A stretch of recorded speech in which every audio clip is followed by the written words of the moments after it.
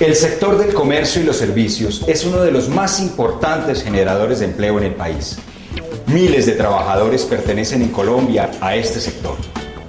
Como ninguno de ellos está exento de sufrir un accidente, debemos estar preparados y tomar todas las medidas preventivas para enfrentar una situación de este tipo. Por eso, las brigadas de emergencia, es decir, la de incendios, la de evacuación y la de primeros auxilios, deben formar parte del programa de salud ocupacional de toda empresa. La conformación y el funcionamiento de las brigadas de emergencia están contemplados en la Ley 9 de enero de 1979, en la Resolución 2400 de mayo de 1979, en la Resolución 1016 de marzo de 1989 y en el Decreto 1295 de 1994, entre otras. Mi nombre es Carlos Caicedo y desde hace más de 10 años trabajo en el sector de la salud. Los invito a conocer más sobre el tema de primeros auxilios, pues de esta manera podemos contribuir a salvar una vida.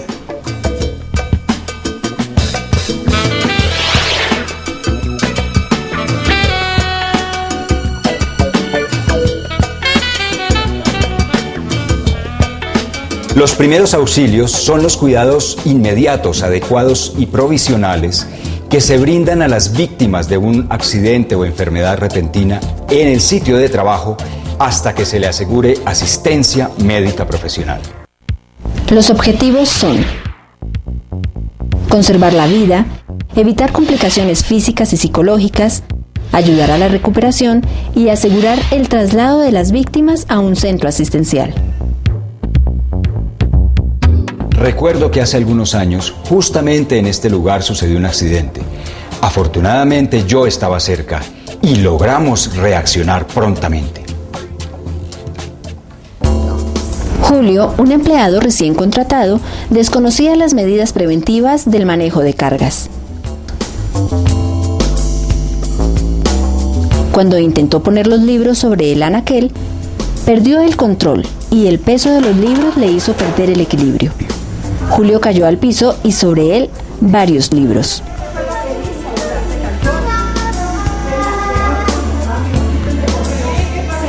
Al no tener conocimiento en primeros auxilios, los empleados no sabían qué hacer. Rápidamente, Carlos comenzó con el procedimiento. Tranquilos, mantengan la calma. Vamos a hacer un círculo para delimitar la zona. Siempre recuerde, actúe con seguridad y tranquilidad. Primero observe, luego piense y después actúe. Y despejamos el área de los libros, ¿de acuerdo? Despeje el lugar del accidente para que tanto auxiliadores como víctima tengan suficiente espacio y pídale a alguien que le traiga el botiquín. Ana María, por favor, traiga el botiquín. Yo ya lo traigo. Ayúdenme con los libros, por favor. Sí, por supuesto. Ya lo vamos a ayudar, tranquilo. ¿Cómo es su nombre? Julio Bonilla. Julio, tranquilo. Afloje la ropa para favorecer los movimientos respiratorios. El botiquín es un recurso básico para el trabajo de las personas que prestan un primer auxilio. En él se encuentran los elementos indispensables para atender a las víctimas de accidentes o enfermedades. Los elementos de un botiquín de primeros auxilios se clasifican en antisépticos, material de curación, instrumental y otros elementos. Los antisépticos son sustancias desinfectantes y limpiadoras que previenen las infecciones. Los más usados son jabón antiséptico, solución salina y agua estéril. El material de curación está compuesto por algodón, gasa, vendas, aplicadores, bajalenguas, curas, esparadrapo, apósitos y guantes quirúrgicos. El instrumental necesario es pinzas, tijeras, gotero, navaja, termómetro, ganchos de nodriza, linterna y sus baterías, libreta y lápiz, lista de teléfonos de emergencia y manual o folleto de primeros auxilios. Además, son importantes inmovilizadores de diferentes tamaños, un collar de Filadelfia, bolsas plásticas, una camilla rígida y una plegable. Es importante aclarar que el botiquín no debe contener medicamentos.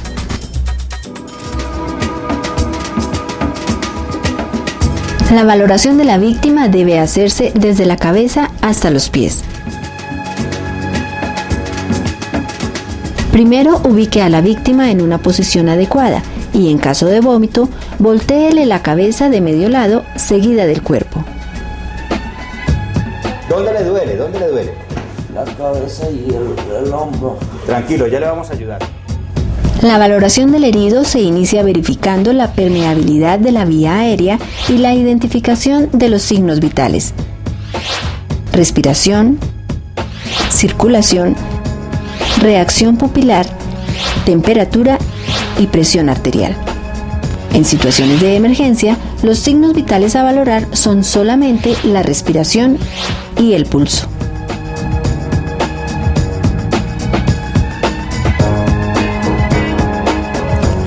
Ya tenemos fija la columna cervical.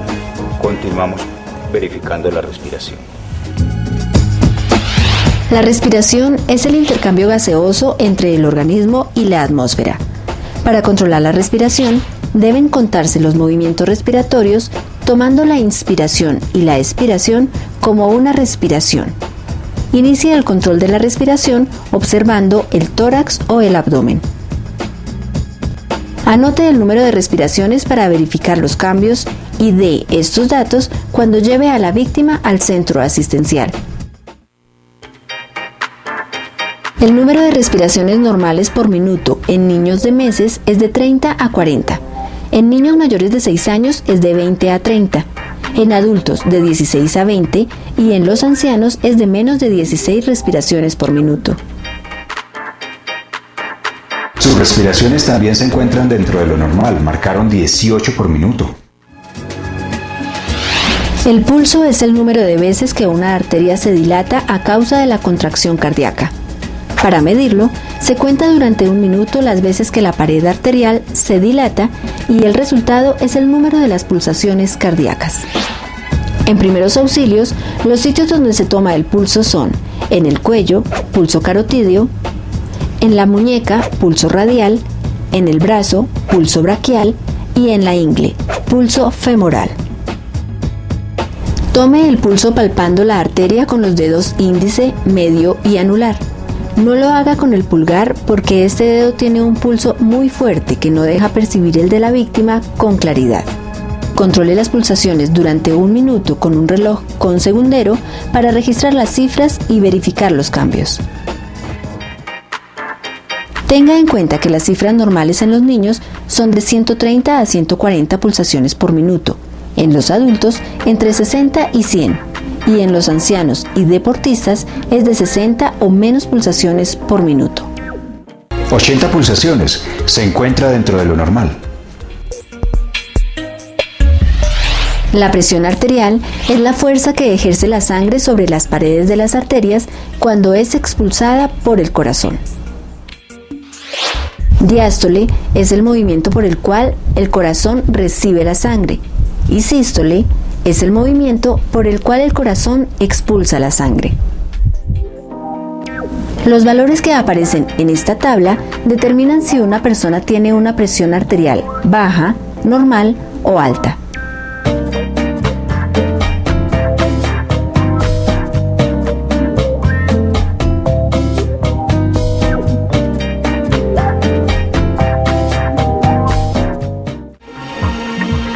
La temperatura es el grado de calor del cuerpo. Para tomar la temperatura axilar, siga los siguientes pasos. Observe que la marca del nivel de mercurio esté por debajo de la numeración. De lo contrario, sacuda el termómetro hasta que el nivel del bulbo se encuentre por debajo de la numeración.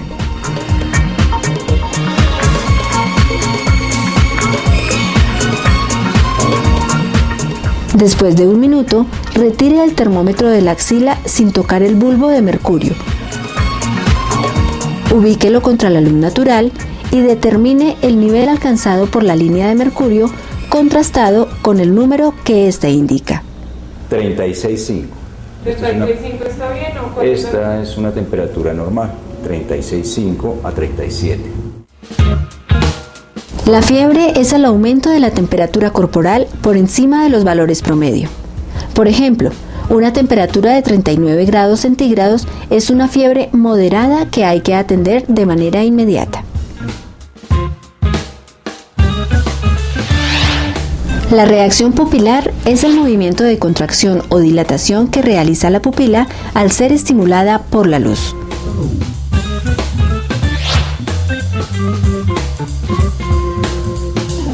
Para evaluar el reflejo pupilar se utiliza la luz de una linterna. Las pupilas de Julio se contraen al ser estimuladas por la luz. Eso indica que hay presencia de reservas de oxígeno en su cerebro y que no tiene lesiones intracraneales.